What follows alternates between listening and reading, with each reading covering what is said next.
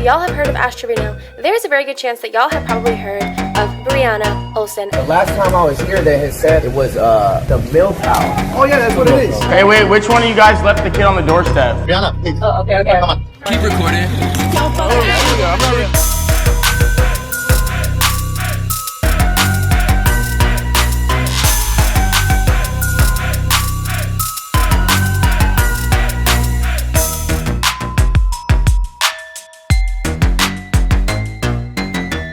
There's sweat between my ass cheeks, not gonna lie.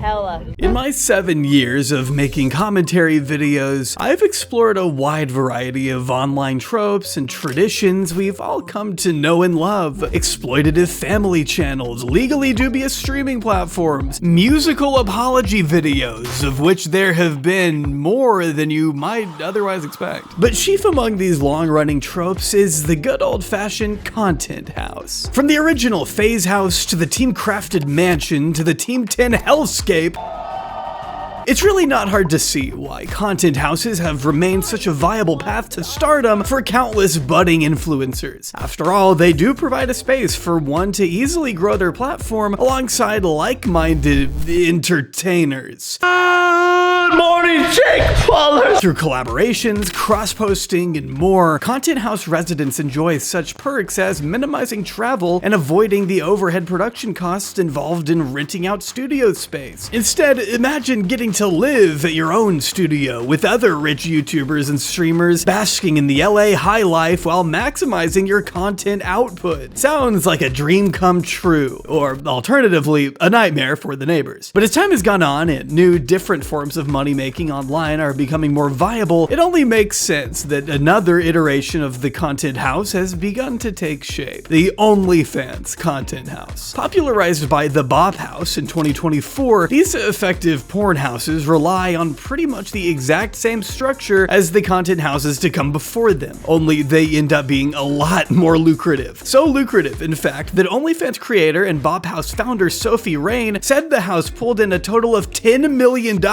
its first month. Camila Araujo, another founding member of the house, has managed to parlay her affiliation with the Bop House into a thriving podcasting career alongside OnlyFans earnings of $1.5 million a month. That's on top of the podcast episodes themselves, which regularly pull over 1 million views on their own. If you're already regretting that bachelor's degree in communications, you're not alone. But as eye-watering as these profits may be, the rise of the Bop House has also drawn some ethical questions as well, particularly regarding the young ages of the women involved, and a perceived blurring of the lines that occurs when a family-friendly platform is built on the purpose of promoting a career in adult entertainment. Many of the girls entered the space before the age of 20, and a cursory look at the content house's Instagram reveals a sea of baby faces that have a tendency to leave a pit in one's stomach. A feeling that only doubles when you notice the braces on house member Summer, who has taken to her TikTok bio to highlight her status as an adult, implying her actual account might be getting flagged while she simultaneously tries to promote her adult material, which all refers to the idea of romanticization of working as an adult entertainer on platforms geared towards teenagers. As it might not be immediately clear from the images of huge mansions with nice pools and a tight-knit group of girls to film trends with, the reality of such an industry paints a different picture. In 2020, the median OnlyFans account was cracking just $180 a month, with the majority of the money made on the platform skewing towards the top 1% of creators. As Camilla highlights, one feature that makes the Bop House work is the financial structure of the business. According to her, each woman keeps the money they earn on their own channels, split the money they make on the collaborative content, then split the cost of the rent and bills for the content house separately. Like, bro, that's the one thing I love about the Bop House. We love watching everyone succeed. But this isn't the case for most content houses, including the short-lived OF house we'll be exploring in depth today, the MILF house. Yes, that's really what they called themselves. No, I'm not thrilled that I have to say it upwards of 25 times in this video. Founded in February of this year, members were already leaving in droves by May, reporting instability and mismanagement by the house founders at its least extreme, with the most extreme allegations allegations, including multi-generational car scamming and connections to individuals indicted in multinational trafficking rings, which is sure to set off alarm bells when watching a growing number of young mothers be enticed into the house under the promise of making money for their children. Add in the use of live streaming sale for work promotional content, and the result is a spectator sport degradation event that raises questions about how digital culture as a whole is forced to contend with the rise of adult work and the normalization of influencers becoming adult stars, the impact of 24/7 streaming on influencer parents, and a growing subculture of OnlyFans management that can only be categorized as the rise of the digital pimp. Join me today for an exhaustive and emotionally draining look at the most sordid content house to take the internet since that of Logan Paul's little brother, the MILF house. But first, I want to talk about today's sponsor. I'm sure we all know what it's like trying to find a good doctor. I just turned 26, which on the internet basically means I have one foot in the grave. Also, my back hurts now. I'm prone to slipping into uncontrollable bouts of coughing fits every time I laugh. My body may be actively deteriorating around me. I'm actually not sure what's wrong with me. But I do know that as you get older, it becomes increasingly important to keep up with your health and go in for regular checkups. And of course, you don't want just any doctor for that. You want to be able to search and compare active, high-quality doctors so that you can find the right fit for you. And that is where ZocDoc, today's video sponsor, comes in. ZocDoc is a free website where you can search and compare high-quality, in-network doctors. Choose the right one for your needs and click to instantly book an appointment. From mental health to dentistry, eye care, skincare, and everything in between. ZocDoc makes it easy to book in-network appointments with more than 100,000 healthcare providers. With ZocDoc, you can filter for doctors by insurance, location, and specialties, and see reviews by verified patients so you can choose the best, most convenient care for you. When you've found the doctor you need, you can see their actual appointment openings, choose a time that works for you, and instantly book a visit with just a few clicks. Plus, ZocDoc helps you get appointments fast, typically within just 24 to 72 hours of booking, and you can even score same-day appointments. No need to call doctors' offices and wait on hold either. ZocDoc lets you do everything online. So stop waiting, stop guessing, and start getting the care you need now. Go to ZocDoc.com/Jobry or use the link down below and instantly book a top-rated doctor today. Huge thanks again to ZocDoc for sponsoring this video and making sure we all stay nice and healthy. Now back to the nightmare. The first and most central character we'll be exploring today is an influencer turned OnlyFans model by the name of Brianna Olsen, whose TikTok had 2.1 million followers before its deletion when this script was nearly finished, actually, so thank you so much for the extra work, Brianna. I'm not bitter about it, actually. Why do you ask? Brianna began her online career back in 2020 with prank videos of her taking bites out of other people's food, along with publicly dating a dirty dom of Vlog Squad infamy, though they were long broken up by the time his sexual assault allegations came to light in 2021. Brianna grew a steady following in the LA influencer scene, accepting regular sponsorships from Fashion Nova from 2022 onward. It was through TikTok that she would meet her now ex-boyfriend and father of her first child, John Geisley, known online as J2 Crisp, or 2K for short, who gained popularity on the platform through his barbershop content, culminating with Brianna's pregnancy announcement on September 17th, 2023.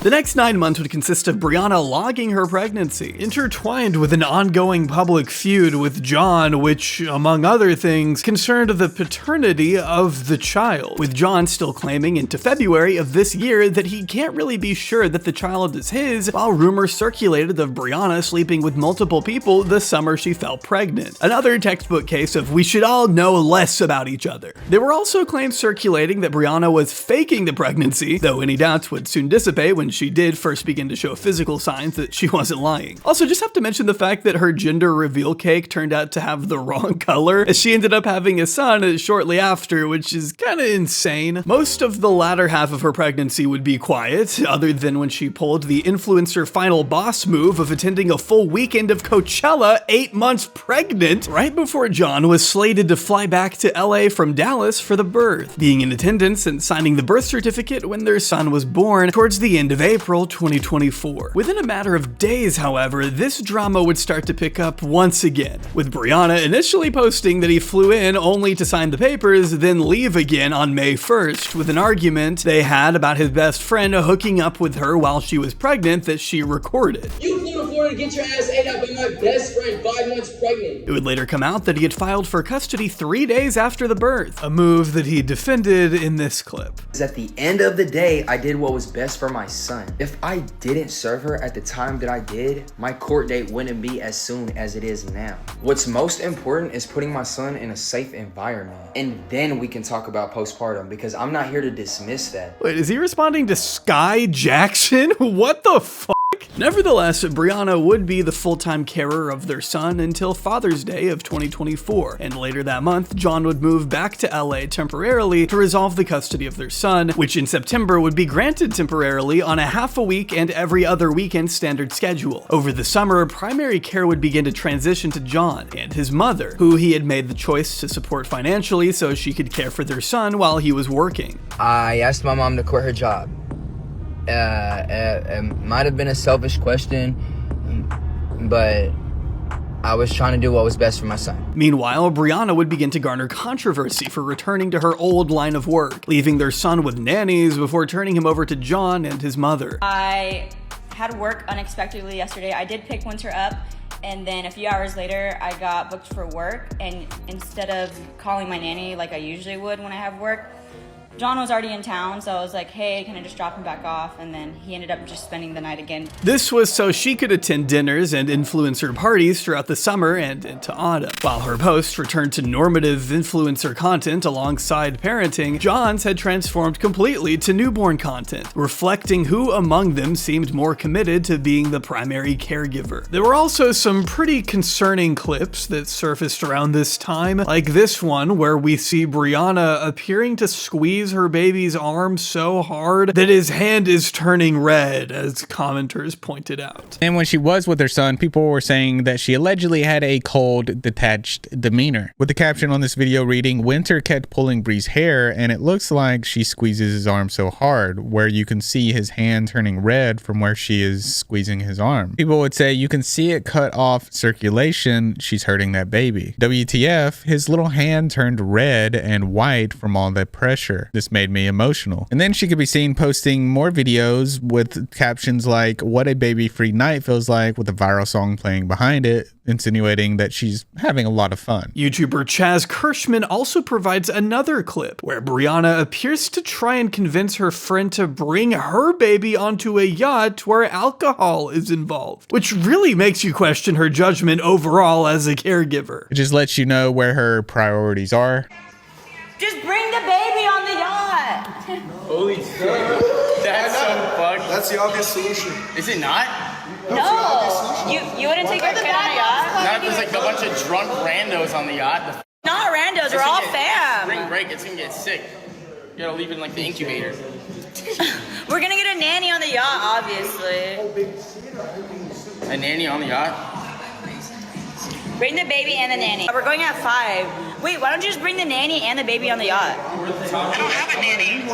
Oh. Loki would be viral if she came though. Yeah, wait, why can't you bring your baby? I don't understand. I can. Check Colorado, she's always yelling for the stuff. Guys, should we have Toxic come with the baby? Yes. Yes, come, bring her. Bro, we're gonna be doing, we're all of age, we're all drinking, nothing, like it's fine. The initial split of 75% custody towards John would be announced in October of 2024, with him posting celebrations to his own TikTok where he welcomes his son back home to Dallas on November 1st, while Brianna would begin to commute between Texas and California for her visitation into the end of the year. This decision came in tandem with the outcome of a domestic violence restraining order that John had attempted to take out on Brianna, seemingly due to the back and forth that had taken place on social media throughout her pregnancy and their early parenthood. John agreed to drop the DVRO in exchange for a 75-25 custody arrangement in his favor, which was eventually granted. This particular court outcome would also stipulate that the parties could not disparage one another online and that neither were permitted to discuss the child's personal information with their audience. Stipulations that neither of of them would adhere to over the next 8 months we have yet to cover. The other outcome of note here was that Brianna was allowed to exercise her parenting time out of Los Angeles, but that John was required to fly with the baby to manage pickups. Something else to note about Brianna and John is that up until this point, their co-parenting relationship was tense, but not completely abnormal. Though 50-50 is obviously ideal under most circumstances, John's mother was able to step up and take care of their child in moments where he couldn't, which I think is better than what it could be. Oh my god, I love Coca-Cola. No, the drink, not the...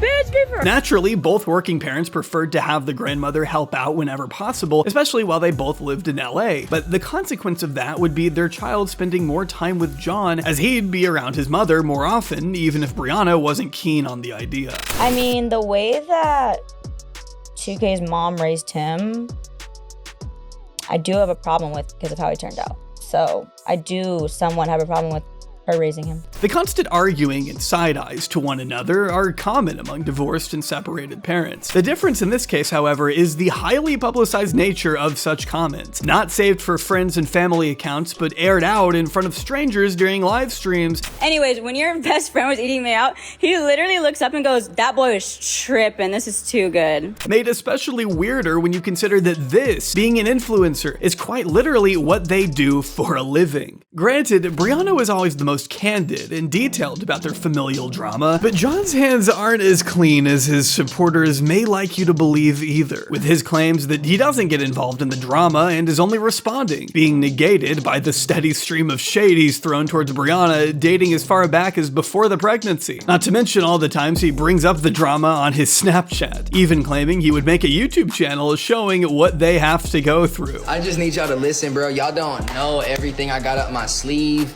Just trust me. Throughout such controversies, John likes to grandstand about Brianna wrongfully disparaging him and his mother on live. I ignored this girl when she was bashing me when we were together. I ignored this girl when she was bashing me while she was pregnant. I let loose when I seen how she neglects Winter. Citing the court order against it, but in the wake of trying to get the order changed, would go into detail about their child's medical issues. And this is Winter's third ear infection, if he has one. God willing, I hope he does not. This situation in particular came up around the time he had allegedly started sleeping with a woman he brought around the child without Brianna's permission, which is also against the court order. Not naming Brianna is enough for him to post online about situations that are clearly concerning her as they relate to the child they have together. Even without mentioning Brianna explicitly, he is nevertheless still airing out the couple's dirty laundry. And it could be argued that not covering her contact name when posting the text we've just seen still counts as disparaging her publicly. With all this being said, I need to highlight that John still seems to be the objectively better primary provider of his son, at least from what I've seen thus far, especially as we get into the thick of the MILF house timeline. John, at this point, seems to provide the best environment for the child and is happy to make necessary sacrifices required to be a full-time caregiver in a way that Brianna hasn't, which we'll see as she continues to spiral over the next 6 months of this entire debacle. It was around November of 2024 that Brianna first came into contact with a fellow influencer you might already be familiar with, a young man who would go on to introduce Brie to another creator named Valerie at the Clout House. This fateful association played an instrumental role in the revolutionary rise and the dramatic fall of the MILF house, a house that was no way suited for children by any stretch of the imagination. What was the name of that young man, you ask? Well, this is the part where we welcome back to the show Santos PRC. As discussed in the video I made a little bit ago about Ash Trevino, by the time Brianna is introduced to Vale and Santos, she had been in the TikTok influencer scene for a few years already. But her name wouldn't become so notorious until the three began collaborating with one another in December 2024. Vale, or Valerie, is a 20-year-old OnlyFans model and influencer who only began posting regularly in December of 2024. Around the exact same time she became involved with Brianna and Santos. Her move to Los Angeles in January is infamous in the way she decided to hand over custody to the father of her 2 children. What do I mean by that? Well, I mean she turned up to his house in the dead of night and dumped her youngest child off on the porch before running away. Don't believe me? That's okay. There's Ring camera footage documenting the whole thing. Like, that's your child. You act like you just dropped off a live grenade or something. Why flee the scene? Now, she claims she was simply on her way to work and needed to drop them off with her ex before going back to pick them up later, but I fail to see how that makes what we see in this footage any better. How did you lose your kids to begin with? So a lot of people think I never went back for my kids whenever I dropped my son off, which isn't true. I picked my kids up 2 days later. That was like before I was even on TikTok or anything. I was just trying to go to work, and he told me he would watch them, and then last minute says he's not going to watch them when he wasn't there the whole time I had my son, my whole pregnancy, the 2 weeks before I even dropped my kids off or my son off, he didn't have them. So I got really upset, and I made a mistake, and I let my anger get the best of me, and I dropped my son off, and I went to work, and I went and picked him back up, and then he wanted to ruin my image, so he texted me, "I'm going to ruin everything for you," and he posted that video. I mean, first off, I'll just be honest here. It really doesn't look like you're dressed for work in this clip, but sure, let's just say you're telling the truth. It's still unhinged to run away and not at least wait there with your child. Abandoning your baby in pitch black darkness on someone else's porch can't be justified no matter what. It doesn't matter that he posted it to make you look bad. The only one making you look bad here is you, Vale. What's y'all's question? Oh, about me leaving my baby at his door? So, I knew he was home. I knew all of them were home. All their cars were there. They were all home. I knocked on the door, set the baby down. I ran to my car and I sat in the driveway until he opened the door. As soon as he opened the door, I pulled off. I still don't think her waiting in the car justifies anything either. Assuming she's even telling the truth, why couldn't you just wait in the car with your child and then pass them off when the ex walks outside? Why was there any need to leave them there? I just keep going back to that and I just don't get it. It's almost pointless to try to get inside this woman's head and make sense of anything she does, but it is a good introduction to the type of parenting we're about to experience. As for friend of the channel Santos, his digital footprint began in 2021 at the age of 16, though he wouldn't become a full-time creator until the end of 2023. Santos's content generally focused on skits, while courting people for content houses. Even back in the day, he was still finding himself knee-deep in petty drama, like this one where he hints at someone leaking videos, I guess. Nevertheless, Santos continued to grow in the TikTok space until finally hitting his jackpot with his pursuit of an online personality by the name of Shoddy Bay between October and November of 2024. Santos's life then took a dramatic turn from December 2024 to February of 25 when he became extremely involved with one Ash Trevino, a person I can't even attempt to describe here in one sentence. You can go watch the video I made on her if you want the deep dive there. Hey, Daddy. But the thing to know right now is that Ash would consistently go viral for flirting relentlessly with the much younger Santos. Brianna and Santos would use the absolute train wreck that is Ash Trevino and her many dramas to bolster their own status, collaborating together out of Brianna's home, making jokes about the wacky situations Ash would find herself in. Santos in particular was able to boost his profile by making songs, jokes, and callouts at the expense of the inmate Hopper and livestream lolcow well into 2025. Brianna also came into contact with two other individuals, Jordan Hazarian and Itai Ferguson. Jordan claims to have been introduced to Bree through a character called Wire Pilly that Jordan would later describe as a 17-year-old scammer who invited her to events. Like I said, Brianna Olsen, I met her through this 17-year-old scammer kid who was living in my house, the first house I had. I didn't know he was a scammer. I also didn't know he's 17, but he's just a con artist. He's trying to make me look like a weirdo. We all found out. Thank you. She didn't know. I'm not gonna say she knew. I did not know he was. Okay, as if we couldn't have any more sordid individuals in this video, Jordan and Itai rented out a yacht for a party earlier this year attended not just by Santos, but by yet another friend of the channel, Jack Doherty. Yes, he's somehow still alive. Santos ended up coming over, me and him chopped it up. He's like, hey, I could bring Jack Doherty around.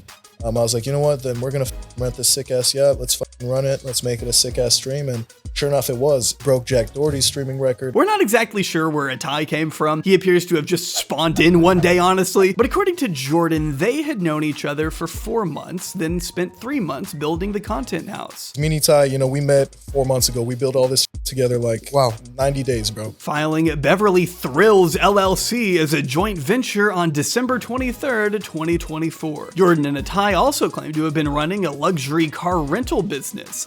Let's put a pin in that one for right now, and that the decision to start the content house was based on this business being successful enough in Jordan's eyes. Nonetheless, this ungodly gaggle of clout chasers began streaming together as a group towards the beginning of 2025, with their content consisting of the usual late night drinking sessions, long nights out on the town, and highly clippable antics that helped procure their brand. In preparation of launching the content house, Jordan began putting out feelers for influencers interested in joining joining a house in February, asking for mothers and hot people in said post, which is a testament to the trivialization of parenthood that will become increasingly apparent. Before long, they'd post the first promotional materials for the MILF house, including an Instagram page, photos and videos of Brianna Olsen, Vale, and 2 more OnlyFans models lounging in bikinis on luxury cars and spray painting said cars to drive around central LA, though such photos seem to have disappeared from the internet. But now we finally reach the fabled house itself. What did they post? Who were the members? And most importantly, what led to its eventual and inevitable demise?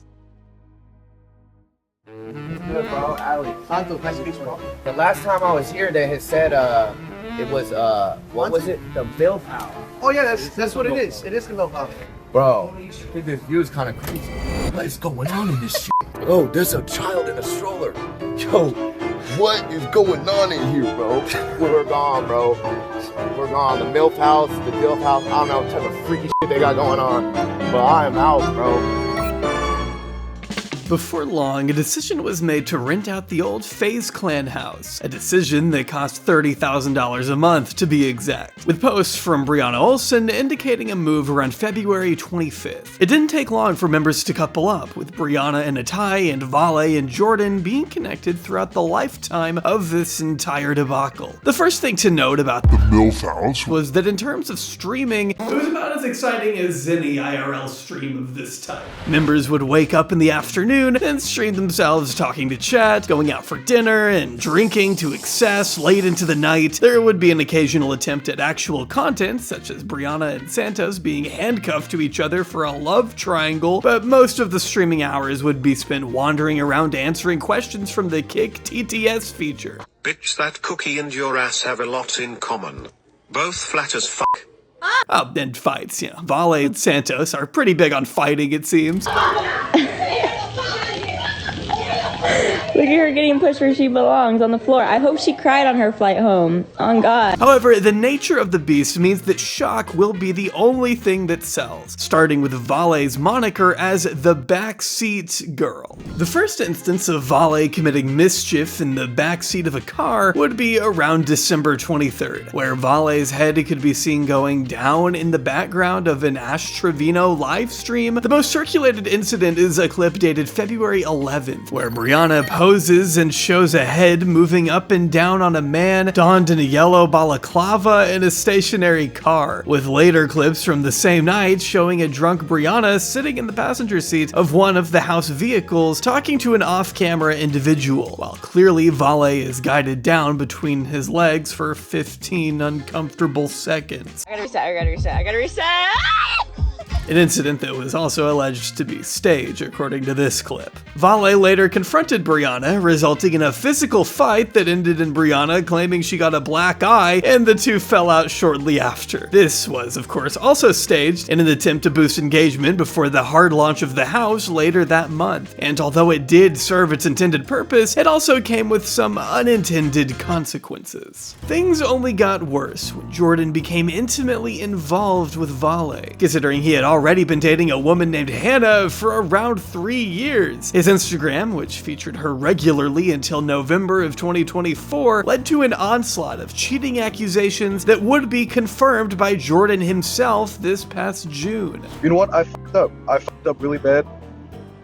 I cheated on somebody who I was with for 3 years for a business opportunity. Not sure I'd want my partner reducing me to a business opportunity, but at least he admits it was bad and is taking some accountability, right? That concept within itself is so fucked up. It's immoral, and it's something, you know, the real me wouldn't do. Okay, never mind then. Not sure what the real him is supposed to look like, but moving on. It wasn't exactly a clean breakup, with Jordan still meeting up with Hannah and her father for meals amid rumors that Jordan was still paying for her rent well into his relationship with Vale. Where were you? Having breakfast? Oh. He was probably with Hannah celebrating her graduation. He probably took her to breakfast. I saw Hannah's. Did y'all see Hannah's Instagram story? She was at breakfast this morning too. Just see that? What a coincidence. This theory in particular has been cannon fodder for Vale's TTS, running the gaunt from people trying to warn Vale of his infidelity, which she denies, of course, or to deprecate her as the other woman to a more accomplished and respected one that got away from Jordan. Who's Hannah? They keep saying ask her about Hannah. Hannah's my man's ex. Didn't she make a TikTok? You basically like homeworked that relationship, huh? I had no idea he had a girlfriend. But there's more, there's a story behind it. So I really can't speak on it because it's not my relationship. Yeah.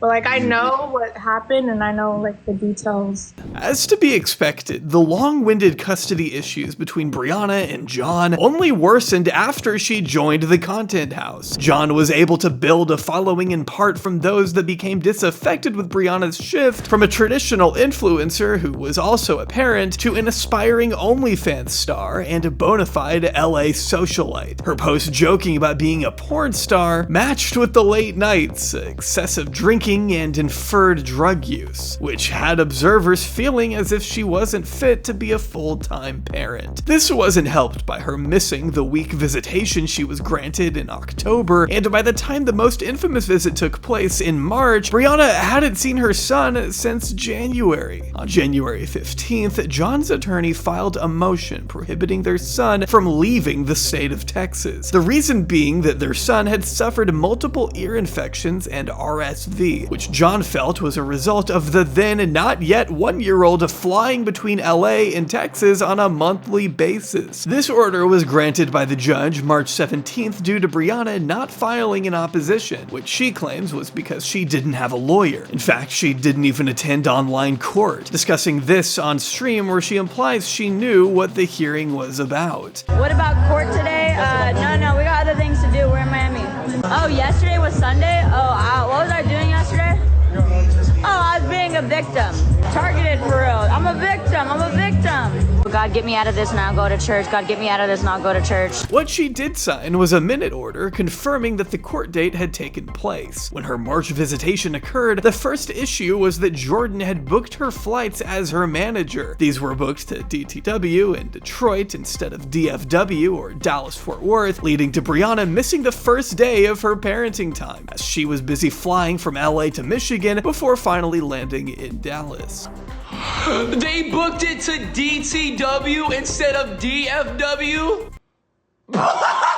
Once she finally had their son, Brianna took him back to LA against the court order. She then proceeded to film with him late into the night, all while TTS plays loudly over a speaker and the camera follows Brianna into the bathroom as she attempts to answer questions from the audience. And then we're in a great environment. Give me some Red Bull, please. Yeah, here. Anonymous tipped $1. Stop trying to offer a bottle anytime he cries. Interact with him. He'll be one next month and you have no idea WTF you're even doing. On one attempt to end the stream for the child's bath time, Atai asks Brianna if she can stream it, to which she responds that she knew someone whose TikTok got taken down. Yeah man, I can't imagine why. While Vale and Jordan announced their disapproval of the child being in the home in the first place, especially if John wouldn't want him there. And like, it's not a good look, and she brought him here going against the court, so obviously she has no respect for the court system, and she knew the consequences could be losing custody, going to jail, or making her situation even worse than it already is. You already did it. What's the point of... You could get fucking arrested. But, oh yeah, true. Still, this didn't stop Jordan from insisting Brianna join them on a trip to the studio that night. Bree can't come. Yeah. Bree, what do you mean? Bree has to come. How? Because Travis and a few of the girls are going to watch. Leaving the baby with fellow house member Mia, allegedly for 2 hours. In this clip and throughout the rest of the night, the group would argue that John knew the child was there and that this was all just another skit. Guys, 2K is here.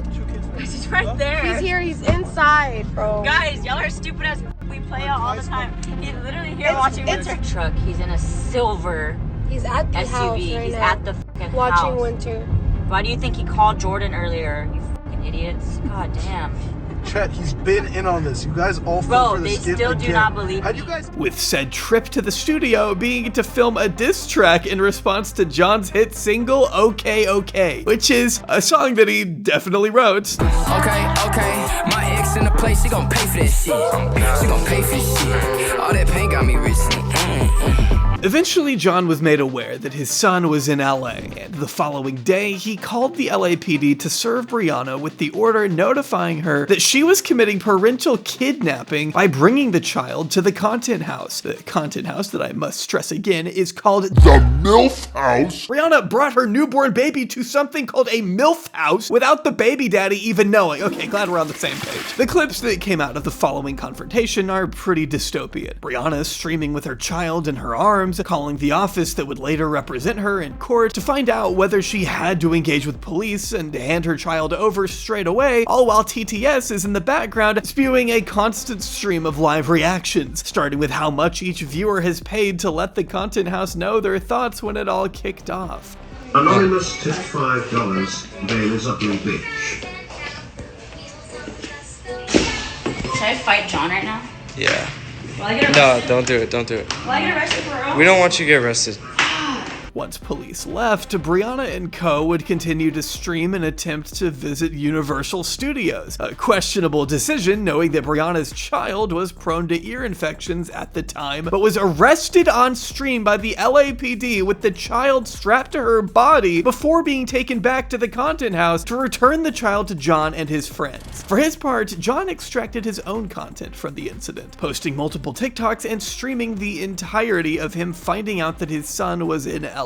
That night, he talked about how the last 3 hours must have been crazy, and along with plugging his Snapchat, would maintain that this was not a skit. I'm not in on shit, and I don't agree with nothing. My son gon' be leaving LA. I did not say he could come here. Did not get daddy's permission.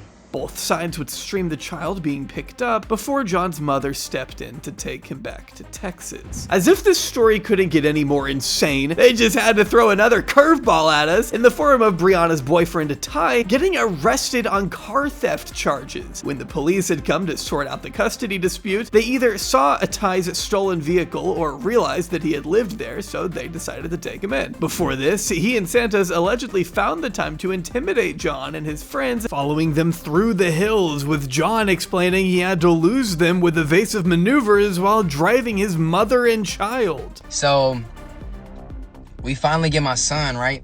And bro, Santos and the dude in the Corvette was following us, right? I told my mama to call the cops. Y'all not doing no street shit. Y'all doing weird shit. I got my mom and my son in the car. Who trying to act gangster right through? It's a baby and a woman in the car. All of this chaos contributed to John refiling for supervised visits only, which meant that Brianna was still allowed to visit the same week, but with no overnights, and that she must be joined by a supervisor at all times. It also specified that such visits must take place at a venue that only John had the final say in. According to these documents from the filing, Brianna had allegedly told John that she would carry out the visitations in Texas at a family home, with the attached exhibits referenced but not available in our research. She would also have to take parenting classes, which of course she loathed, slamming the father of her child for, as she saw it, trying to control the relationship she had with her child. Everything has to be about control. He wants to control me and my son's relationship. He wants to control his friends on live and who they go live with. He wants to control women he dates. He wants them to be submissive. He wants to control his mom. That's why he pays her bills, so that she feels obligated to watch his son.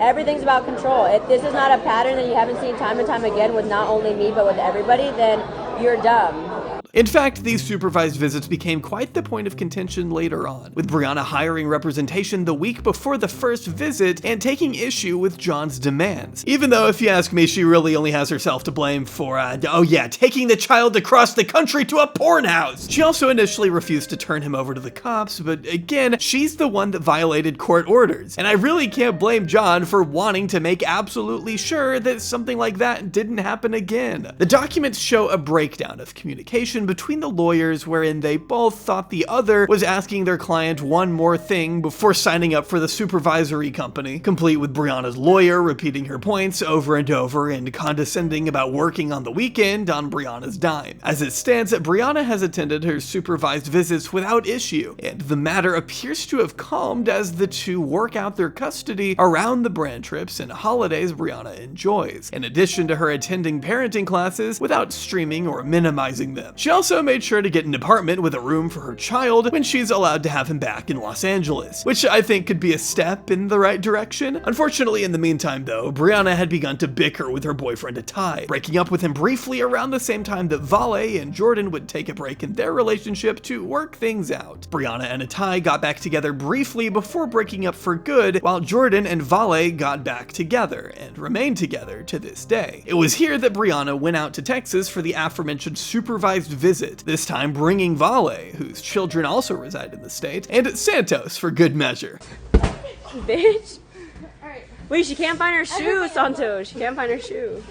Vale was there to see her children, but was denied by the father's family, which she didn't take well. Like, now, bitch, I'm testifying against you, bitch. I'm gonna be at court May 8th, bitch, with all the evidence, because you did put your hands on me. You did do that. You know you did that.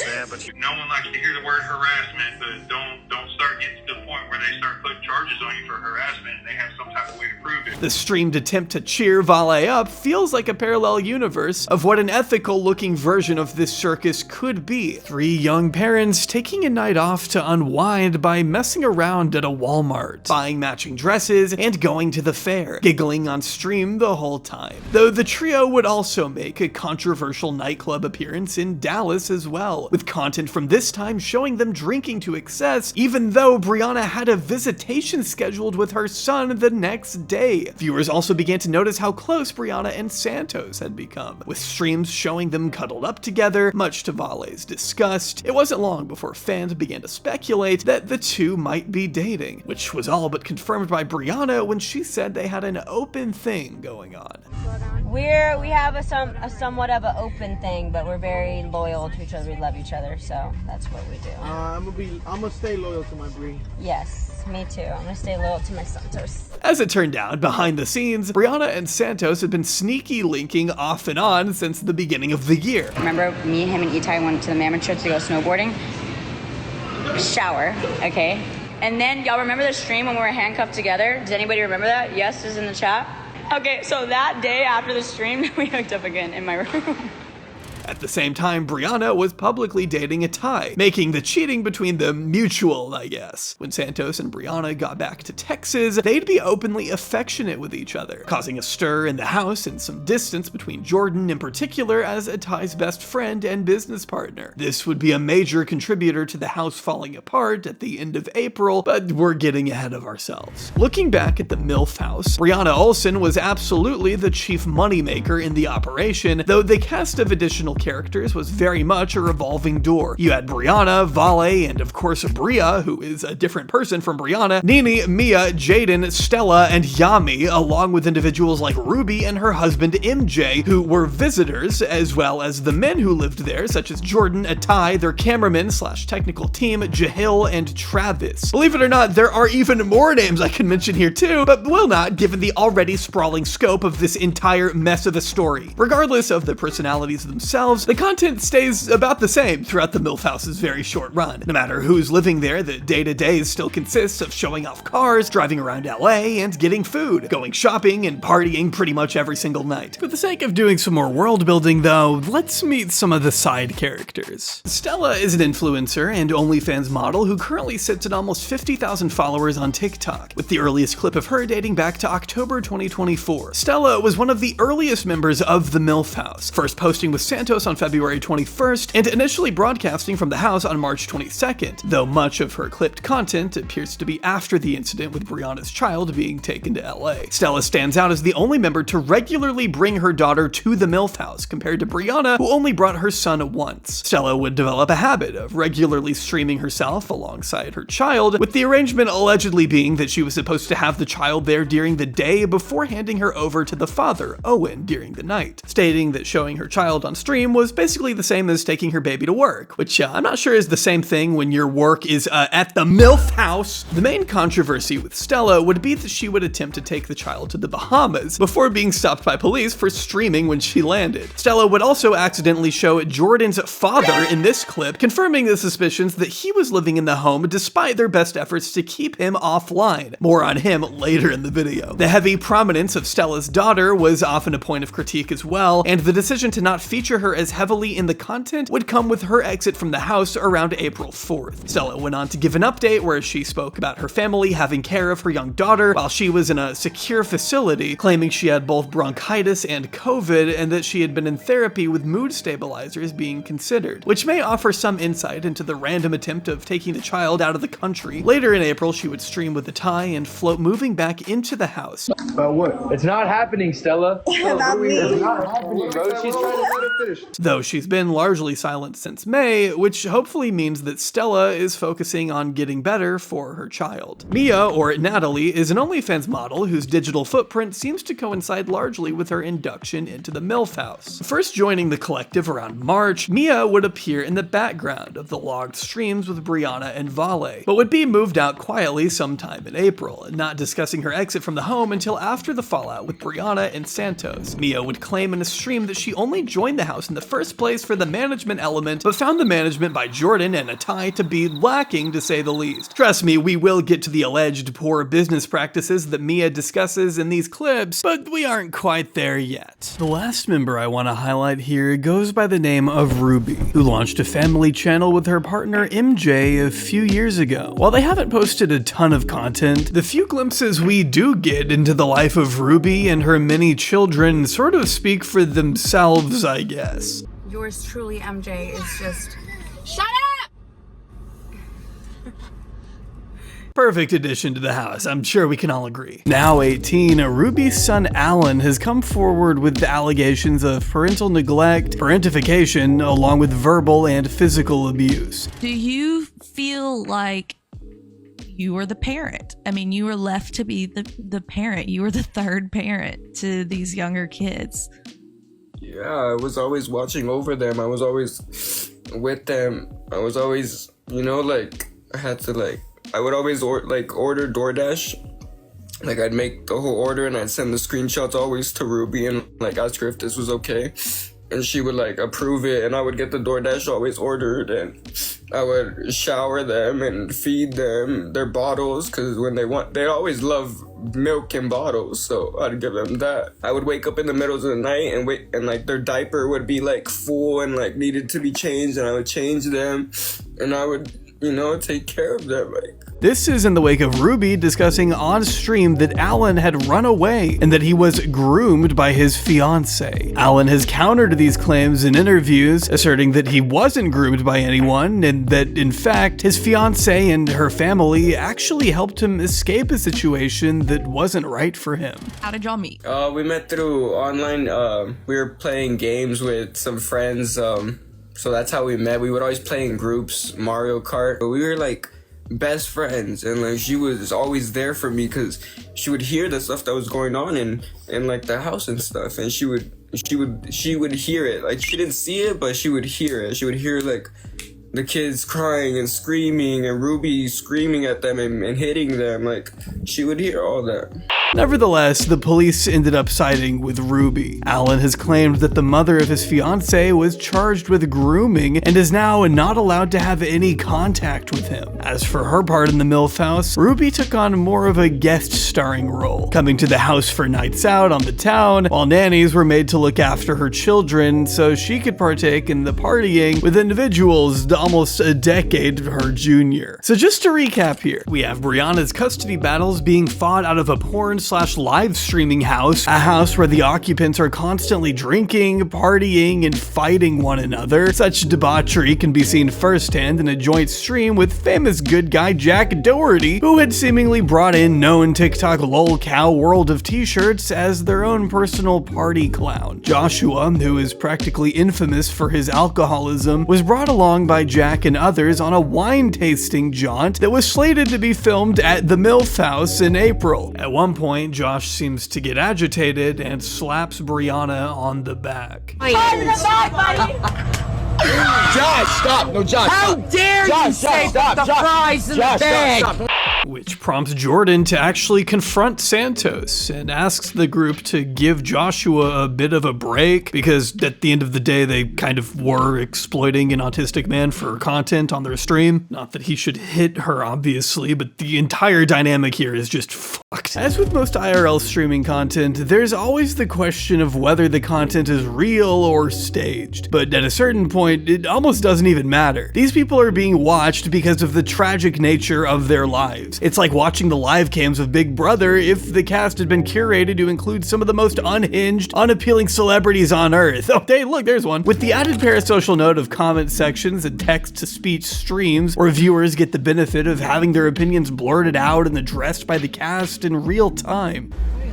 Anonymous tipped $3. Ash isn't worth the fuck it took to make her. But if you couldn't already gather, a streaming structure like this wasn't bound to last forever. And by the middle of April, the cracks were already beginning to show. Starting with the exodus of all the side characters we discussed earlier, the House of MILF would finally meet its demise. It's gonna be really hard for me to accurately sum things up here in an actual chronological order, partly because so many of these clips have been removed since writing this script, but also because these people are just so incredibly hard to follow in general. The thing to know right now is that shit would really hit the fan once Vale, Brianna, and Santos got back from Dallas, with streaming clips from around April 29th showing Jordan refusing to let Brianna and Santos take one of the luxury cars into Los Angeles after she allegedly smashed one of the headlights the day before. Listen, bottom line, it's my fucking car. I'm gonna do what I want with my fucking car. Are you trying to tell me to do with my fucking car? I'm trying to ask you plans about us going to our plans for our stream. Plans. I understand. I'm trying to coordinate and you're being difficult, you're being rude. I'm not being difficult. You're being difficult and you've been rude. How am I being difficult when I'm trying to talk to you about which cars we can take and not take? This argument continues for a pretty long time, with Brianna wanting to know which vehicle she has access to, while Jordan remains defiant, not wanting to have this conversation on live, doing all he can to shift back to their originally scheduled stream, which was, funnily enough, the official announcement of Brianna and Santos' relationship. Wow, what a lovely start for such a lovely couple. Brianna and Santos leave for an already planned Hawaii trip the next day, when Jordan would stream with a person called Chase, asserting he reacted so viscerally because he felt disrespected. Even on their supposedly romantic getaway, it seems Brianna and Santos can't help but keep mentioning Jordan, attacking him for paying his ex Hannah to live in an apartment but not getting a place for his dad. Bro, your dad's in the same house as you. If you really made that much money, how come you don't Why's buy your dad daddy, an apartment? Yeah, why does your daddy Hannah? live with you? Why do you buy Hannah an apartment but not your dad? That's crazy. Santos and Brianna would claim over the course of their holiday that Brianna was the one paying for many of the men to live in the home, that Jordan doesn't have a talent management license, along with other claims that involve extremely unethical management. It was ridiculous that they were, asking for 40% of my money to pay for that house, which mine was paying the rent. And then letting everybody else stay for free. And I'm like, and then when he voided his contract with Jordan last week, they were like, well, if you aren't signed to us, you can't live here. I'm like, but how many people are living here that don't make money? Does Jordan have a management license? No, he doesn't have a management license. Live your best. No, it's all fraud. Fraud. They tried to scam Jack Doherty. They tried to scam him. They were planning on it. They tried to scam my crypto friends. They were planning on it. Scammer, bammers. They claim Jordan kept Brianna drunk for 2 months straight and would continually take them to clubs while Brianna was fighting for custody of her child. You had me drunk every single day for 2 fucking months. Who gave me all the alcohol? Who bought all the alcohol? Who took me to all those dinners? Who took me to the club every night in the supercars? They did. They wanted me fucked up because they never truly cared. They wanted me fucked up every day so that I got views and I made them their fucking little percentage, okay? As the fallout worsened, other former members of the MILF house would jump on the Jordan hate train. One former member, Mia, came forward to discuss her experience of being managed by Jordan and Atai, where she echoed the 40% cut the pair had supposedly taken, in addition to claiming the managers had insisted on residents having joint bank accounts. Age to go into the joint bank account, and then they take out whatever of their 40%, but I don't get why they wanted a joint bank account whenever they said they would invoice us every week. So why would we need a joint bank account if, yeah, I didn't get that part. But according to Mia, Jordan and Atai demanded 20% of all earnings the women made after leaving their management. The contract says it's for a year, and even after the year is up, or if you're fired, your next management, like whatever they make you, Jordan and Itai are entitled to 20% of whoever you work with next. If this wasn't bad enough, Mia would also claim that a girl called Jaden had no access to her OnlyFans account. Yeah, Jaden, I feel really bad for what happened to her because she went there to be managed by an agency, and she thought, I mean, they told her they knew what they were doing, and I kind of tried to warn her that they were like very unorganized from the beginning, but she started from like zero, so she never had like that page before, and so they started it for her. And the problem whenever I got there was that she didn't have access to her account at all. Like, she didn't even know how much she was making, she didn't know what was on her page. She asked me to sub to her page so I could show her what was being posted, and she asked several times, like she would ask Itai, she would ask Jordan, because when I heard that I was like, what the hell, like, let's get this figured out. Mia would call the management disorganized, citing a particular lack of content planning and scheduling. The other aspect that Mia would discuss here had to do with management meetings that would include 6 or 7 of the male residents passing around computers with the women's OnlyFans pages open. Mia understandably wasn't comfortable with this and was alarmed to discover that both Travis and a photographer named Aaron had allegedly logged into her account. I noticed, like, when they would have these team meetings, there would be like 6 or 7 men, like guys, passing around a computer with like a page on it, and I didn't want all my content, all of my everything in that many people's hands. Like, I was like, I'm fine with you and Jordan and Itai being, you know, the managers and running my account, but I don't want other people to have access to it. And they said, I promise you, only me and Itai will have your account. Next thing I know, Travis has it on his computer. He's logged in. That means they have access to all my content. Argan has it, the photographer that I don't get along with. I hope that more girls don't join there because it's not a real agency. I mean, like, I'm glad that Jordan can take care of Vale, but nobody else in the house is taken care of. The picture Mia painted here is a disturbing one. At best, she depicted Jordan and Atai as completely out of their depth and managing too many people who were making more money than they knew what to do with, and at worst, she described a scam focused on funneling disproportionate amounts of cash to the managers from the women that were being exploited. The most embarrassing story, however, would come when Brianna and Santos were in Hawaii the first time, which during one of Brianna, Ruby, and Mia's joint live streams, they bring up a time where Vale had been diagnosed with chlamydia, with Mia telling a story about Vale asking her to come with her to the clinic and getting worried when she tested positive because she had allegedly told Jordan that the only other man she had been with was the father of her child. Talking about that story about when Jordan and Vale found out they had chlamydia. Well, Vale was worried because I said, like, how do you think you got it? Do you think Jordan fucked around? And she said, no, not possible. I think I've had it the whole time. Right after that, you're already in Texas. She comes to my room, and her and Jordan are like, oh, we get to tell y'all something. And we're like, what? And they told us that they tested positive. She goes, I got it from a toy that me and Mia shared. Upon getting these results, the rest of the women had to get tested too, as they had made content with each other on numerous occasions, with Mia claiming that Vale had asked her to tell Jordan that she had caught it from her through sharing sex toys. While Mia claims they never did share toys, she does tell us about a separate incident that I wish I had never been made aware of. I don't know if I should even say this, but I said I needed to go get my own things, you know, for content. And he was like, no, Vale has one. He brought me hers and put it in Travis's room. It was so dirty. I was like, I'm not using this. Man, I cannot use it. Sorry, like.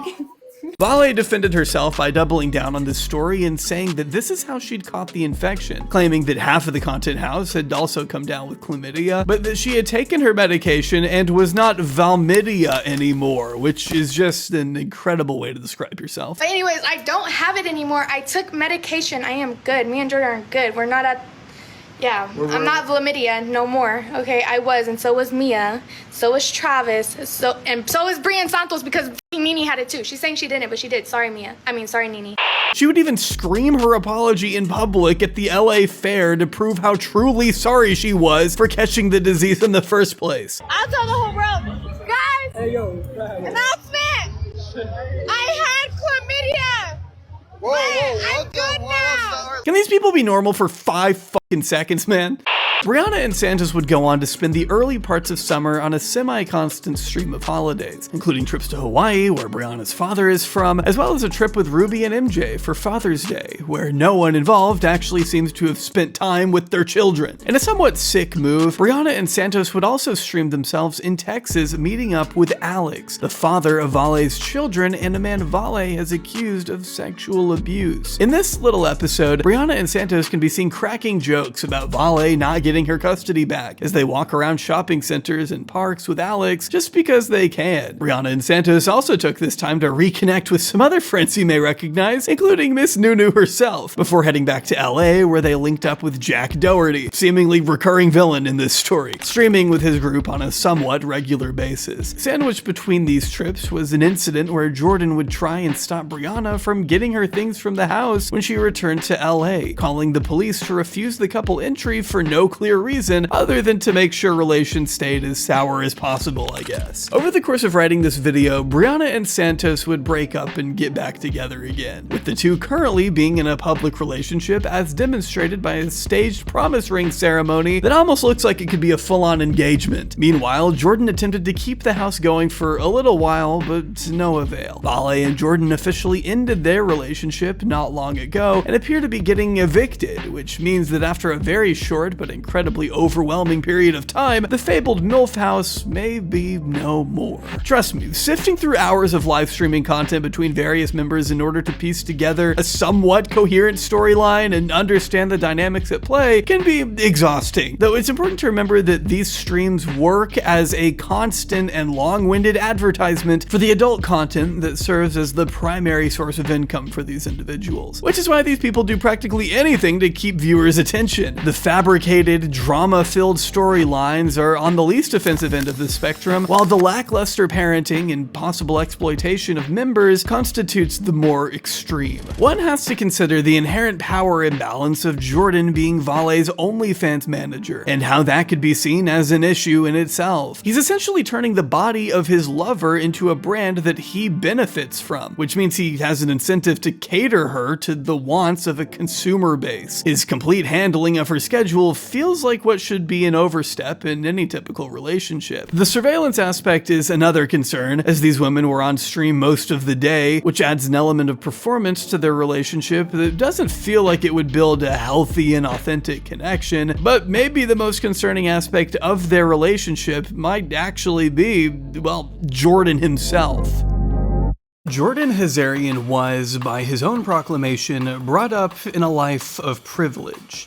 Growing up, I actually had quite a, I guess you could call it, privileged upbringing. I had damn near everything I wanted up until I was 15. Literally anything I asked for, I got. It was ridiculous, you know, very privileged upbringing, went to private schools, but just like this, it all changed. Jordan would end up running in LA influencer circles, he would claim, after building up a reputation of throwing parties throughout high school. I saw parties were a big way of making money because I had a good friend who's doing it. And instead of being a part of the degeneracy, I was actually just getting venues. And I was like 17 doing this, bro. Getting venues, getting a DJ, getting security, and throwing parties. So there were some nights I was making over 10 grand a night. He'd then move into an influencer marketing role, which eventually became primarily focused on OnlyFans creators. I went into influencer marketing.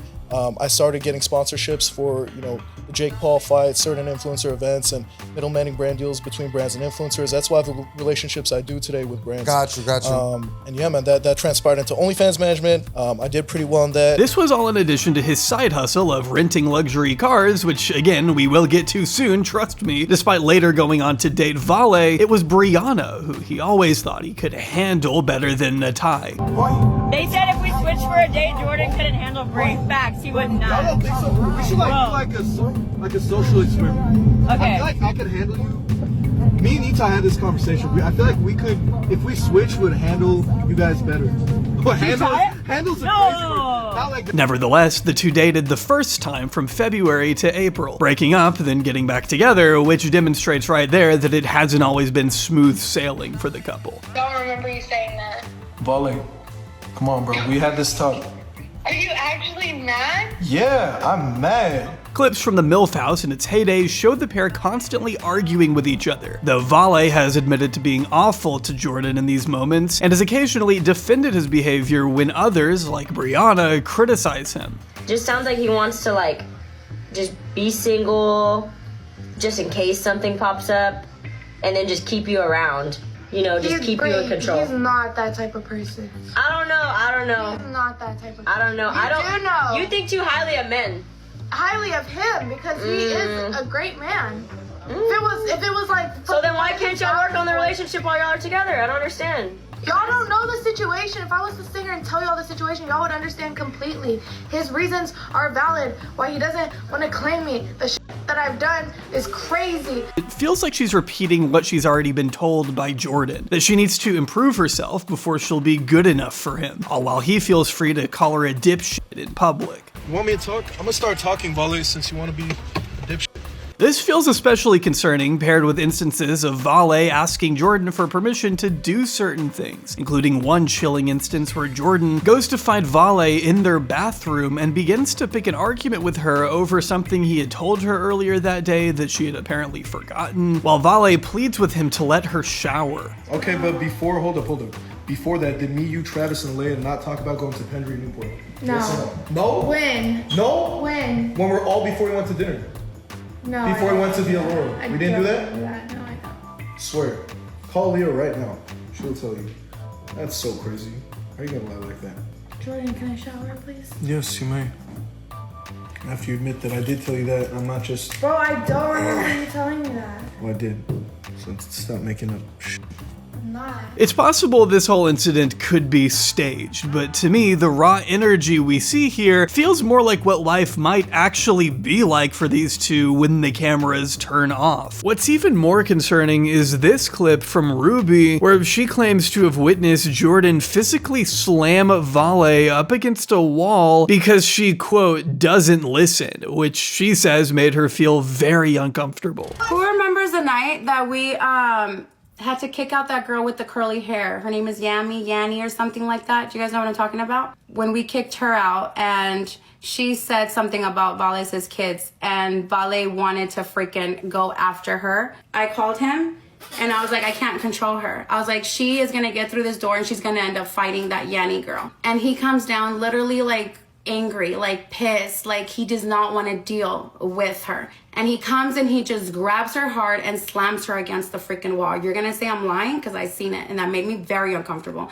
And that's when I was like, no, never mind. Like I was like, never mind, I got it. He was like, no, she doesn't listen. This is how she gets. That said, Brianna has claimed that she doesn't think Jordan has ever put his hands on Vale, though the fact that she can't definitively say he has it here is a little worrying to me, I won't lie. I don't know if he ever put his hands on her. I don't think so.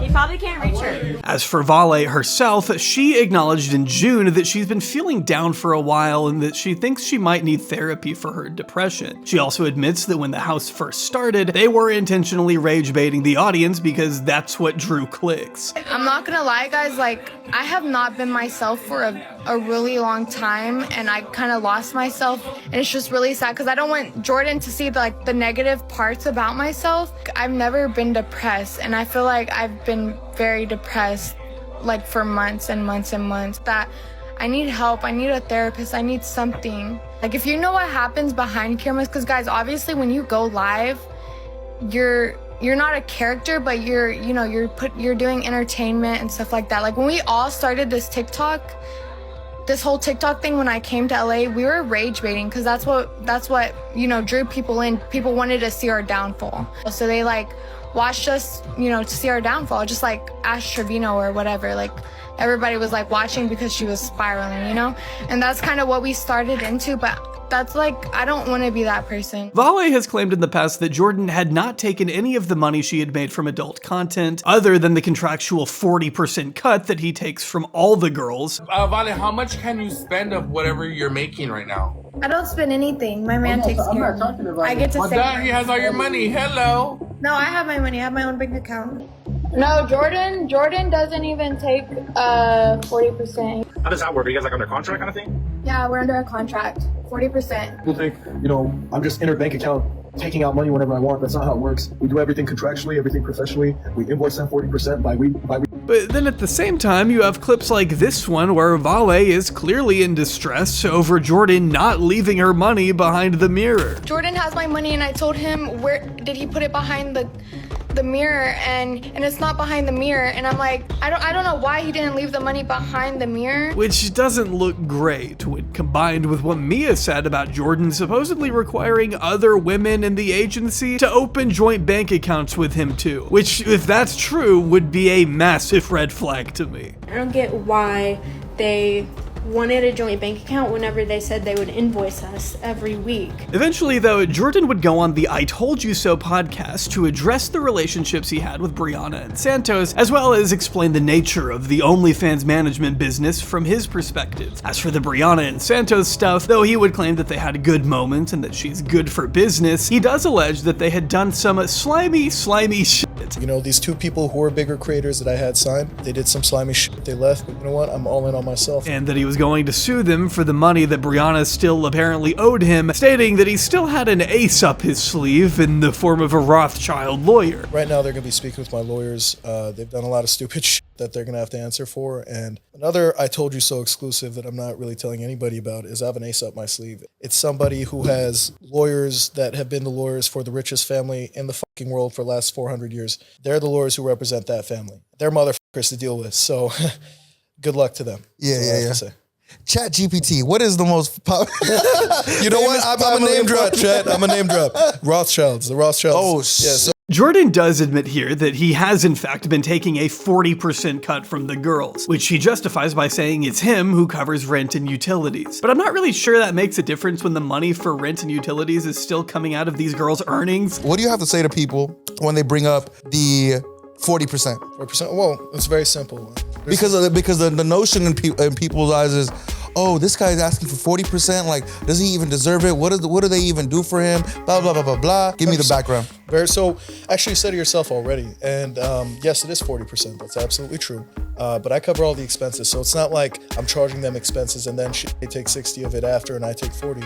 I cover everything. Not to mention 40% is still higher than the 15 to 30% cuts usually seen throughout the OF industry. That's according to forums like this one that are more focused on the idea of the e-pimp. This business model is one of convincing current or aspiring OnlyFans models to give e-pimps business and creative control of their accounts. The pimp then runs their analytics and content approval themselves while also responding to the pay-per-message chats that make up the bulk of the money making on the platform. Does this seem like a scam on the part of the pimps? Well, for legal purposes, I will say that's up for you to determine, but rest assured, we'll talk more about actual confirmed scams in a little bit. Further down this rabbit hole is a self-proclaimed business plan written by one Stuart Odin, owner and operator of simphunter.com and an alleged e-pimp himself. The similarities of what Odin suggests and what Jordan and Atai have attempted to build is striking. From the suggestion of the non-sexual social media brand marketing to promote the accounts of the women, the Kick, Instagram, and TikTok streaming becomes the brand building and surface level income stream that will ideally send enough people to the adult content. The cross-promotion aspect becomes much easier when you begin featuring in each other's streams or each other's paywalled content while decreasing overheads for studios, filming equipment, and travel expenses, since the talent talent is all using the same equipment. Building a recognizable streaming brand seems to have been important to Jordan, as when he discusses the setup of the house, moving into the FaZe Clan property was very important to him, especially as a former viewer of the channel. We picked that house because of how iconic it is, because of the names that are there.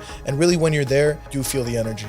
You're like, this isn't it's not like a homey place, if that makes sense. I never wake up and I'm like, I'm at home. You know what? I wake up, I'm like, I'm at fucking work. I look out, I see that view. Nothing but motivating. When I think about the people that have been here, when I was fucking 14-year-old me right now, I'd be fucking freaking out like, what the fuck, you're living in the clout house? Like, While also bragging about Brianna's kick deal being the biggest in his LLC, despite Brianna leaving her contract and being evicted. He also gloats about the amount of clips that the live streams generate, citing 300 million views from organic clipping within the first 30 seconds of his podcast appearance. And we're doing our thing. I mean, we're producing over 300 million views a week just on organic clipping. That's not even our clippers. And yeah, man, we're happy with the success we're having. It's not without its speed bumps, but you know, we're getting through it as a team, and I'm happy with where we're at. In his defense of the 40% cut he was taking, Jordan claims that he was paying around $40,000 a month in rent, another $6,000 to $7,000 in utilities, and thousands more going to other unseen expenses that was running him up to $80,000 a month in total overhead. And that's not even including the exorbitant fees his luxury cars ran him either. But 40% is more than fair for what I'm giving them in return. I'm not in this business to fucking lose money, even though I have been losing money.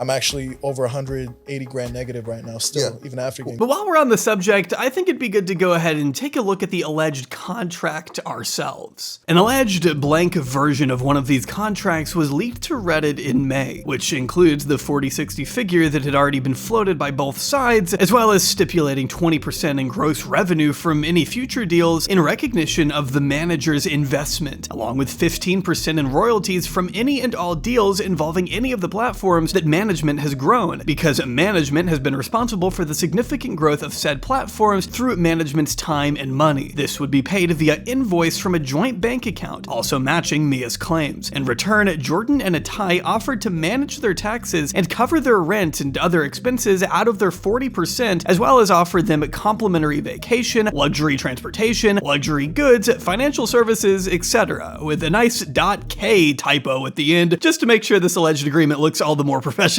This in particular makes Jordan's comments about Vale using his car when they'd broken up appear like an attempt to further control her, as according to the business side of the relationship, it was supposed to be a contracted benefit. According to this document, Jordan and Atai would provide services that included arranging professional photo shoots, responding to messages on OnlyFans, and giving them custom content lists on a weekly basis, though according to Mia, this didn't happen to her, thus making the contract unenforceable, at least in her case, as it also stipulates that talent can nullify the contract at any time if management refuses to comply with the written policies or is guilty of serious misconduct in connection with performance. The key issue with this contract, though, if it is real in fact, which I cannot confirm here today, is that it would be illegal without a talent license in the state of California, though Jordan appears to have attempted to get around this by charging it based on percentages instead of a monetary fee, as code 1700.4a still states that a talent agency means a person or corporation who engages in the occupation of procuring, offering, or promising to procure recording contracts for an artist or artists shall not of itself subject a person or corporation to regulation and licensing under this chapter. Talent agencies may, in addition, counsel or direct artists in the development of their professional careers, meaning that his bragging that he acquired Brianna's kick deal and their want to be compensated in the contract for significant growth would place him under the umbrella of a talent manager, at least in my opinion. You know, we have the highest paying kick deal currently under our LLC. So anybody who we contract under this deal gets the highest paying rate kick offers with a bunch of other perks. Can't really disclose too much info on that end. You could also argue that if he were booking all of their club appearances, that would also make him a talent manager too. If this evidence is too tenuous for you though, not to worry. Article 3 of the Labor Code has a bunch of stuff that isn't in this alleged contract, which is required to make it lawful, even if it's not a talent agency agreement, including a set duration, the stipulation that this isn't a talent agency contract, which is provided by the California state legislature, that the talent has the right to get any content content removed within 10 days, this means that not only can the talent void the contract whenever they want, but also do so without penalty or obligation. So for my very elementary legal expertise, legally, Jordan is still owed no money from Brianna, who decided to exit the agreement while her and Santos were on holiday, if in fact the contract is legit. Outside the sins of the supposed contract, another disturbing factor to note is how labor was traded in exchange for bed and board for the men, while the women were expected to generate a level of income that was paying the bills on a month-by-month basis. Mia would claim that the men in the home did not have to contribute to the rent and would be in the board meetings assessing the explicit images that the models were producing. And when the mass evictions were taking place, the likes of Yami and Nini were kicked out for not making enough money. In the background of Yami's eviction, you can hear them chastising her for being there a month, but only making content 2 days before. 2 days ago. You know why? Because you guys been here for a month and y'all didn't produce shit. Yeah,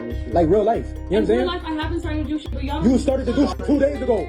And I started 2 days ago out of a month, bro. Y'all more money got spent on y'all. More money got spent on y'all than y'all made. To pay their way, the men in the content house have been used as chatters in this operation. The way the chat element of OnlyFans works is that creators set their own prices for subscribers to message them privately, either to request custom pieces of content or to speak to the women they subscribe to. This has historically been a very lucrative part of making money on OnlyFans, and in the last 5 years, there's been plenty of controversy due to the rise of such chatters being paid to run these DMs exclusively. Those paid to run this service usually run the gaunt from workers from places like the Philippines, being paid as little as $3 an hour. This practice was whistleblown in 2021 by 2 members of Tana Mojo's OF agency, Tana's Angels, who alleged they were hired under the guise of being mainstream social media managers for influencers and ended up running these chats for creators for up to 10 hours a day, and that the customers they spoke to would often discuss their marital issues and suicidal ideation with them, thinking they were speaking with the models they trusted. For those who partake in this practice, they claim that using the chatters can free up time for the women to film more content and stops them from needing to spend all their time in chats to make money, while providing an extra level of safeguarding for the models against the sexualized text messages that make up such a huge portion of the chat logs. However, legal and moral questions have also been raised as the OF management industry grows, with accusations of impersonation from both this lawsuit and from other adult entertainers who are worried that the practice will undermine those that run their own chat logs as subscribers begin to question if they're actually talking to the women they think they are. The Gooner economy is serious business, folks. Speculation that this is what the men in the MILF house were doing would come from this page in the alleged contract that states that management would take care of the messaging features on their OnlyFans, as well as giving a reason as to why multiple men in the home would be logged into the women's accounts. Such accusations of deception are hardly new to a guy like Jordan, who behind him has at least 2 women alleging that he has scammed or deceived them personally before he rose to live streaming infamy. The first of these is Emily Rainey, a fitness and positivity influencer with 980,000 followers on TikTok. At the turn of 2024, Emily posted a video to her YouTube channel talking about being scammed over the course of 18 months between February of 2022 and June of 2023, not naming the scammer, but discussing how she had been navigating bankruptcy and debt, along with how she had moved to the coast ready to start a new life in this emotional video. This video began to circulate in the comments of the Brianna Olsen Reddit, while a man alleging to be Emily's fiance would reply to comments on the video providing photographs of the pair with Jordan and his father Armand, claiming that the father and son had convinced the couple of spending $350,000 on 2 Ford Mustangs, a 2022 Mercedes S580, and a 2021 Corvette Stingray. As a result, the two had gone from prepping to get a mortgage to needing to manage their debt. They did have the cars returned to them from the Hazarians, but by this point they had run up 30,000 miles on the vehicles, which decreased their values enough that they're still owing money back after repossession. Definitely not a situation you want to be in. It's not just cars that Jordan has lied about. If you Google Jordan Hazarian, this LinkedIn profile appears, naming him as the CEO of Media4You, an Arizona-based digital marketing agency which offers credibility to the claims that Jordan had been working in influencer marketing before his stint as an OF manager. However, the actual co-owner, Sabrina Mattingly, has since spoken out about Jordan, claiming that at one point her fiance had been close with him and was even intending on having him as the best man in their wedding before the cheating scandal and the controversy-laden MILF house launched. When we started to see everything that came out on social media, we were just as much in the dark as everybody else. When we found out the truth of what was actually going on, we told Jordan and Hannah that they needed to come out and tell everybody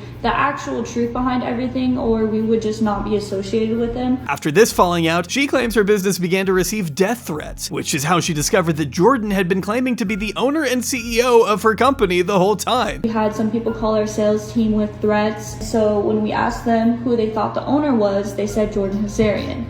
Jordan has no association with us or our business. He's never been included in it whatsoever, so for us that was a huge shock. She claimed back in March that she'd been asking him to take down the page for a couple months, yet the LinkedIn still remains. So we had asked him multiple times to take this down. This has been about 2 months going back and forth telling him, please take this down, we do not want to be associated with any of this, and obviously he never took it down. Scamming appears to be a family affair too, with Jordan's father being convicted of multiple scams since the 2000s. In 2009, a furniture store in Santa Monica called Cozy Couch would be shut down due to a lack of product delivery, with Armand Hazarian being listed as the company owner. He would soon plead guilty to false advertising and conducting business without a license. Gee, I wonder where we've heard those accusations before. Armand was eventually sentenced to 200 hours of community service, 4 years probation, and made to pay $81,000 in restitution fees. Fast forward 9 years, and Armand was facing prison time for separate crimes as part of a luxury automobile sublease scam, being sentenced to 9 years in prison after stealing almost $4 million in cash and cars between August 2017 and February 2019. According to what the LA County Sheriff's Department reported on their Facebook page in 2019, quote, police discovered the vehicles were being stolen, sold to unsuspecting buyers, and used in criminal activity, leaving the investors responsible for the costs of the vehicles, often in amounts exceeding $500,000. Some of these high-end cars have never been recovered. These actions would lead to some of the victims losing $750,000 and the perpetrators netting a $3.2 million. It seems Armand benefited from an early release, however, leaving prison in 2022 and being photographed with Emily Rainey while allegedly scamming her in a similar way, this time not selling the cars outright. Armand then lived with Jordan and the rest of the barely legal models from March of 2025, avoiding the cameras at all costs while still being Jordan's eyes and ears in the MILF house, which is very creepy to me. Some people are saying your dad is pretty much covering the ringleader, and he's pretty much putting up all the money, like you didn't do shit to earn this, like you're basically some Nepo baby. Number one, where was he at the first house? Number two, bro, I don't know if you guys know how fucking jail works, but my dad can't even have a fucking bank account. I brought him to the house. Yeah, I want to say beginning of the second month, I brought him in because, to be honest with you, shit was hectic as crazy parties every day, fights happening, this, that. My dad's a mature guy. He's a bigger guy, scarier looking. And when I'm not around, he's my eyes and ears. You know, he gives me advice. With this context, it's really not hard to see why everything fell apart in the end. These people just didn't know what they were doing. Structurally, the content house was built on broken foundations by inexperienced individuals who didn't seem to understand how the industry they were entering worked. Brianna and Mia committed to the OnlyFans aspect of the structure, so they were able to come out relatively unscathed, while it seems that Jordan and Vale, by extension, focused so much on trying to be shock value streamers that they didn't have the content to fall back on when the charisma left the building. And the charisma did leave the building. The streams floating around of the house post Brianna and Santos are even worse than regular IRL slop, and the only time they get clipped is when they're talking about the situation even now, or in instances where Jordan is being an asshole to Vale. Within those that participate in any kind of sex work, the idea of a hierarchy has been pervasive since the 1990s, wherein different forms of sex work are seen as better or worse than others. It's been historically deemed the whorearchy. It is generally accepted that the full-service workers who find work on the streets tend to be at the bottom, while those that focus on photography or cam work tend to skew towards the top. We can see this mentality in the interview with John, where he distances the clips that he produces as being solo only, wherein jokes about working with others or having his clips bought by men make him visibly uncomfortable. Yeah, I do have a kind of crazy fan base on this one website. I started OF. All I do is just make the content, and then I have my team distribute it.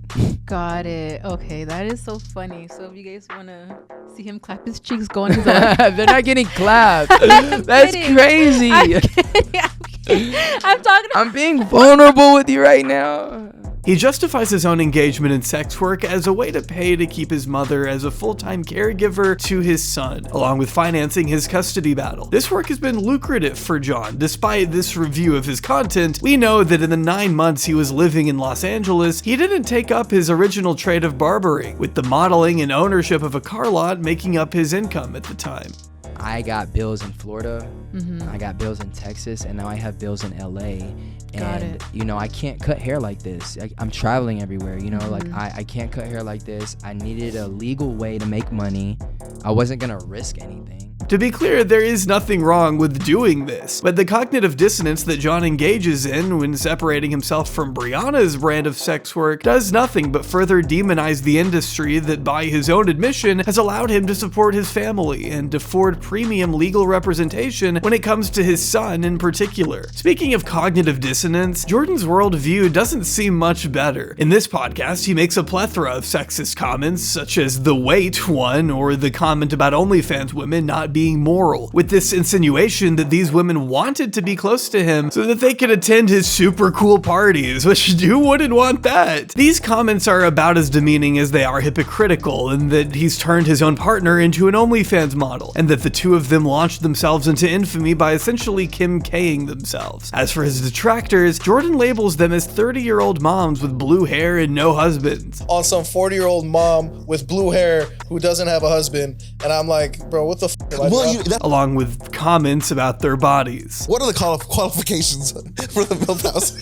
So actually, let's find out the real shit. That's a good question, Sonny. I'm happy you asked. So we actually put out a scale. Any girl who's 130 and more, no, I'm playing. Jordan also seems to be more than happy to use motherhood and single mothers to prop up his business, using the MILF adult content category as the primary gimmick for the house itself, booking the women he's managing for club appearances and making money by having them party the way he's used to, but not providing a space where they can have their children enjoy the fruits of their labor, and being vocally critical of them bringing their children to the house. Maybe it's a better idea for the dad to have the kids a little more often. They could be more involved. That's the truth, and I'm gonna help with that. He doesn't even come across as that keen on the models he's booking seeing their children in any circumstance, constantly kicking the can down the road over helping Vale get her own children back, despite his promises. I'm not playing it nice anymore. I told you I was gonna fucking still help you. I told you I'm gonna still help you get your kids. I said I'm still gonna help you monetarily. Nothing's gotta be weird between us, and you wanna play stupid ass games with me. Our podcast. Vale, you really want me to say what you did at Shawty Bay's party? You really want me to say it? Oh, for you? You know what? I don't even need to tell you what she did at Shawty Bay's party. Just know, highly disrespectful. I just found out. That's fucked up about it. As for the conversation around the content house, I'm torn. As mentioned earlier with the Brianna and John custody war, John is far and above the parent who's the most fit and capable to have custody of their son. But a lot of the commentary will run with this fact to ignore that he's successfully monetized his content not only around being a single father. This person said, boy, you're the dad. I'm honestly everything. I'm the sole financial provider. I'm honestly not just the dad. But a lot of people will miss the fact that he's built a lot of his content around criticizing the mother of his child while she publicly train wrecks herself, grandstanding in live streams and TikToks while his female fans praise him for the sassiness. But that's obviously not to say she isn't worthy of criticism. After all, it was Brianna's decision to move into the house after custody was given to John, likely knowing that living on an adult film set where every time she got clipped drinking or partying or fighting wouldn't look good in court. In a similar vein, there's a lot of debate around Vale and Jordan and the level of sympathy we should offer Vale within the context of her relationship, with plenty of chilling comments made about how she's a liar and has only brought this on herself. Some would argue she deserves no sympathy due to the way she abandoned her own baby on the doorstep before moving to LA, which was an indefensible act as far as I'm concerned. A lot of the debate, however, seems to boil down to these women making the choice to become sex workers in the first place, which I don't believe makes someone an inherently bad parent parent, and in the case of Vale, where she hasn't had a stable home or family environment, her claims that she moved to make her money, then get her children back, may not have been far from her original intention. These conversations around how much maltreatment that women deserve as a result of engaging in sex work may prove dangerous in this context due to the landlord that owned the former MILF house, one Daniel Fitzgerald, a guy we should really talk about. Daniel Fitzgerald is a luxury property developer who was once a close friend of disgraced financier Peter Nygard. In 2019, Nygard would be arrested for sex trafficking and racketeering charges, with his activities including hiring women under the guise of being models or working with his denim company, then forcing them into sexual activities. He would pay these women through company payroll or cash, and often lure many of them in through pamper parties that would include buffets and manicures, as well as flying them out to his private island in the Bahamas in exchange for sexual favors, which kind of sounds familiar to people we've talked about on this channel before. Another element of this trafficking would be that of sexual swaps, where Nygard and his close friends would procure women for each other, then sleep with them at the same time after dinner and poker games. This is where Fitzgerald comes in, as he was issued an injunction and sued civilly himself as a participant in these swaps. The 10 victims known as Jane Doe in the civil case are mainly made up of those that had been swapped to or from Nygard. As reported in the Daily Beast, quote, several of the plaintiffs in the lawsuit claim Fitzgerald was one of the friends they were coerced into sleeping with, while others claim they were part of Fitzgerald's own network of girlfriends. One woman claims that after agreeing to live with Fitzgerald with no strings attached, he started demanding that she have threesomes with him and raped her in her sleep. As court filings allege, Fitzgerald then went on to create a bunch of social media accounts to supposedly terrorize his accusers, referring to them as evil prostitutes and declaring they were involved in witchcraft and Satanism, as written in the Daily Beast. Ultimately, this civil case has been stayed due to the ongoing charges against Nygard in Canada, the US, and the Bahamas due to his habit of moving the women he was trafficking between his commercial and personal properties in the 3 countries. Fitzgerald himself appealed this ruling, but the civil case cannot proceed until all the criminal cases are over. The content that's been made publicly of Fitzgerald, however, shows him spending time socially with Peter Nygard in his Marina Del Rey home, attending the pamper parties, and recording for his Instagram, as well as a creepy video of him shouting out Nygard while 2 young women walk beside him and get into a limousine on their way to Nygard's house, where Fitzgerald says, "I have a birthday present for us, Peter." Look what I flew in just for our birthday, Peter. I figured I'd get us a present, flown all the way from Vegas and San Jose, a ballerina, and Angelina Katrina Medina. Come on in. Fitzgerald's Instagram is covered in braggadocious posts of the young models that shoot in the content house when he's not renting it out, as well as the parties held by tenants of the Hollywood Hills home, also posting his attendance to these events right down to those hosted by a young Justin Bieber. Fitzgerald seems to have continued this trend once he began renting the home to Jordan and to Ty, appearing at the house on stream at 1:45 a.m. on one occasion, chastising them for not doing anything wrong and feigning disappointment at everyone being of age. Because stuff wrong so I can get some fine money out of you. How am I supposed to make any money if you're not going to do nothing wrong? I'm sorry, Daddy. You do not have over the guest limit. Sorry, sir. Look, you only have how many guests? Let's see, 1, 2, 3, 4. That's it. I think we're within our limitations, baby. So. And no one's underage, right? No one's underage. No one here. Everyone here is of age, sir. So. Yes, everyone's over 18. We're sorry, Dan. We're sorry. Just so bad. How great is this? In a separate clip, the one where Brianna is attempting to get her stuff from the house, she states that she pays her rent directly to the landlord. I'm not trespassing when my stuff's inside with my name on it. Like what? I did pay rent to this direct landlord. What's even more worrying is this podcast with Andy L., where Brianna outright confirms she had been one of Peter Nygard's sugar babies, going into detail and speaking of a request to, well, defecate on him. And finally, I was just like, you know what? Like, my sugar daddy went to prison. There's a Hulu documentary about him, and he left me a lot of money when he went to prison. That's how people found out.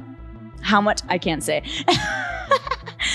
Undisclosed amount. But I have talked about personal things that I've done with Peter on my spicy OnlyFans. Like on my OnlyFans live. Just because everything's kept private there. Okay. So he did have a fetish of people shitting on him and in his mouth. That was his fetish. You shit in his mouth? I tried to.